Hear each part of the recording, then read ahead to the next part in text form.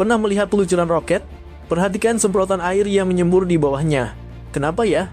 Pertama, untuk meredam suara. Mesin roket sangat berisik, bisa merusak pendengaran dan struktur di sekitarnya. Air membantu meredam suara, jadi lebih aman. Kedua, untuk mendinginkan. Mesin roket menghasilkan panas yang luar biasa. Air membantu mendinginkan mesin dan mencegah kerusakan. Ketiga, untuk mengendalikan api. Mesin roket juga menghasilkan api yang besar. Air membantu mengendalikan api, mencegah kebakaran yang bisa membahayakan. Jadi, semprotan air itu sangat penting untuk memastikan peluncuran roket berjalan lancar dan aman.